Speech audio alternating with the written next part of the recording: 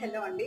వాము, సోంపు, జీలకర్రతో నేను కషాయం చేసుకొని తాగండి. మన బాడీలో ఆఫ్టర్ డెలివరీ వచ్చినటువంటి ఫ్యాట్, వాటర్ అంతా తగ్గిపోతుందని చెప్పాను కదా. చాలా మంది అడుగుతూ ఉన్నారు, సోప్ చేసుకోమని ఒకసారి చెప్పారు అండ్ పౌడర్ చేసుకోమని ఇంకోసారి చెప్పారు. ఎలా ఫాలో అవ్వాలని చెప్పేసి ఎలా చేసుకున్నా ఒకటే అండి.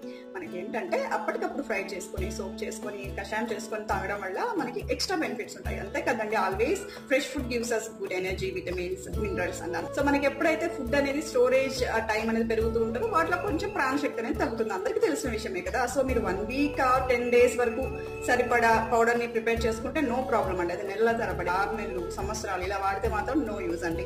సో మీరు ఫ్రెష్ గా ఈ 1 వీక్ సరిపడా పౌడర్ చేసి పెట్టుకొని తాగినా రెండు సేమ్ రిజల్ట్ అండి. ఫెంటాస్టిక్ రిజల్ట్స్ చూస్తారు. ఈ డ్రింక్ తాగేటప్పుడు మనం కంపల్సరిగా 3 to 4 లీటర్స్ వాటర్ అయితే చక్కగా తీసుకోవాలి. అండ్ మజ్జిగ బాగా తాగాలి. ఫాస్ట్ ఫుడ్, జంక్ ఫుడ్ ఇవన్నీ అవాయిడ్ చేస్తూ హెల్దీ ఫుడ్ అన్ని మంచిగా కూరగాయల పళ్ళు ఎక్కువ యాడ్ చేసేసుకుంటూ చిన్న చిన్న ఫిజికల్ మూవ్మెంట్స్ అండి. అట్లీస్ట్ ఒక 10 minutes చేసుకుంటూ